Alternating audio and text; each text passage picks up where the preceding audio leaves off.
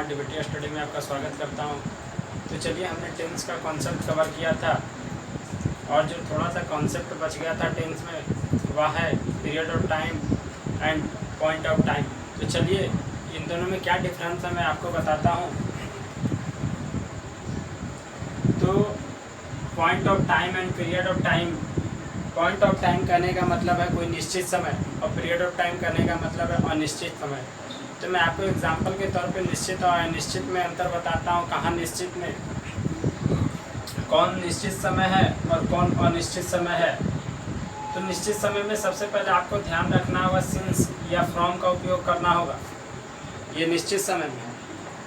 और जबकि period of time में अनिश्चित समय में आपको सिर्फ ओनली फॉर का उपयोग करना पड़ता। आप यहाँ पे पीरियड ऑफ टाइम में फॉर का यूज करेंगे। तो निश्चित समय में मैंने व्हाइट बोर्ड पे दर्शा दिया है, वो है सोमवार से 2010 ईस्वी से 5 मार्च से सुबह से जनवरी से 4 बजे से। ये जो सारे टाइमिंग मैं आपको बता रहा हूँ, जो जितने भी एग्जाम्पल हैं वो सारे निश्चित समय में आते हैं पॉइंट ऑफ टाइम में, जहाँ पे हमको सिंस या फ्रॉम का उपयोग करना है। और पीरियड ऑफ टाइम में आता है अनिश्चित समय, जैसे वर्षों से, महीनों से, दिनों से, घंटों से, सप्ताहों से।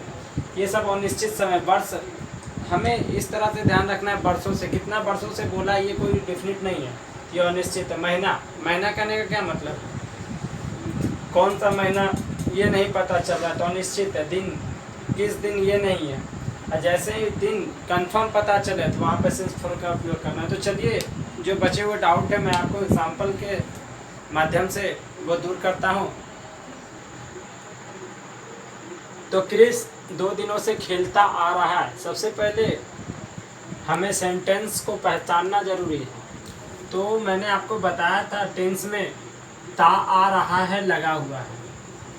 तो ये कौन सा टेंस में, सबसे पहले बात ता आ रहा है, तो ये है, तो ये प्रेजेंट परफेक्ट कंटिन्यूअस में है। ता आ रहा है। तो मैंने आपको इसका स्ट्रक्चर बताया था, सब्जेक्ट है प्लस हैज बीन या हैव बीन। तो चलिए, सबसे पहले सब्जेक्ट लेना है क्रिस,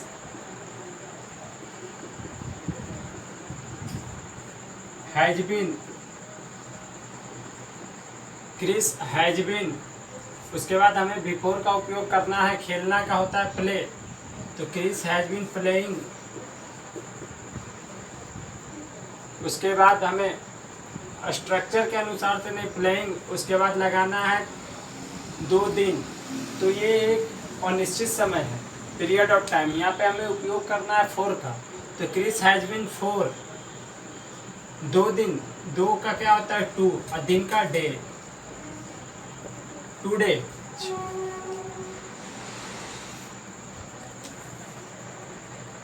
तो हो गया days, Chris has been playing for 2 days. तो यहाँ पे एक कंफ्यूजन आ हुआ होगा, यहाँ पे 2 दिन, तो 2 दिन आपको निश्चित समय नहीं समझना है। दिन का मतलब होता है वीक, सोमवार मंगल बुध, इसे समझना है, ना कि 2 रहे तो समझ लेना है कि निश्चित बता रहा है, ऐसा नहीं। चलिए, दूसरा एग्जाम्पल है रोहन 4 बजे से खाता आ रहा है। तो सबसे पहले सब्जेक्ट रोहन हैज बीन, ये भी प्रेजेंट परफेक्ट कंटिन्यूअस टेंस में है। रोहन हैज बीन हो गया। उसके बाद ईटिंग, खाना का ईटिंग 4 बजे से, तो 4 बजे रहे तो ये निश्चित समय है। तो यहाँ पे हमें सिंस या फ्रॉम का उपयोग करना है। तो Rohan has been eating, since या फ्रॉम।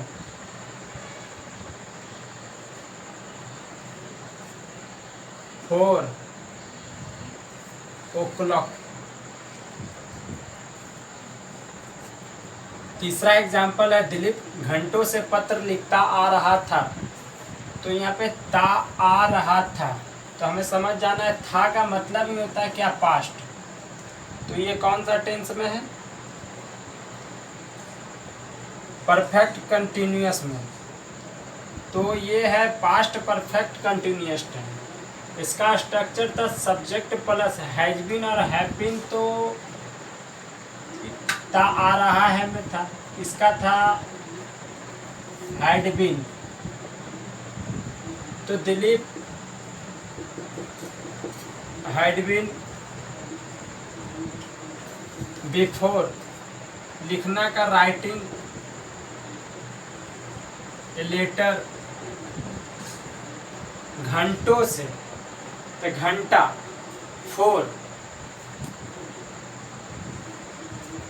आवर।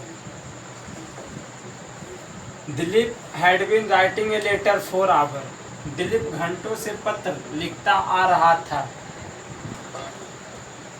चौथा एग्जाम्पल है मैं सुबह से दौड़ता रहूंगा, तो मैं का होता आई, और दौड़ता ता रहूंगा, ता आ रहा हूँगा, तो ये फ्यूचर में।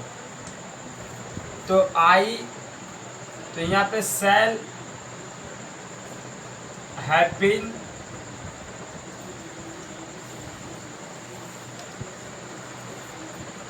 प्लेइंग सुबह, तो ये एक क्या है निश्चित समय, तो यहाँ पे लगाना है सिंस, सिंस मॉर्निंग। मैं सुबह से दौड़ता रहूंगा, I shall have been playing since morning. तो पांचवा एग्जाम्पल है तुम 10 दिनों से इस काम को करते रहोगे, तो तुम का यू के साथ लगाना है will, have been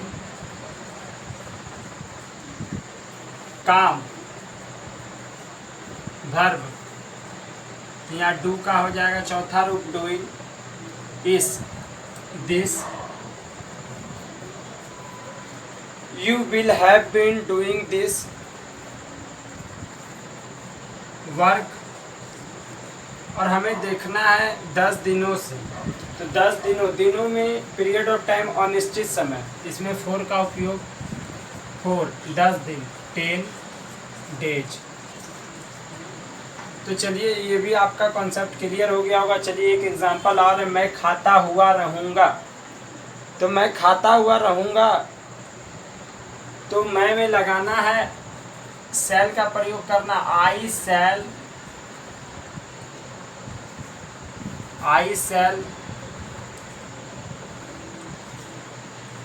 have been,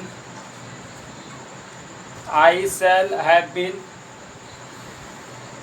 खाना का हो गया इट, इसका चौथा रूप क्या हो गया eating, I shall have been eating.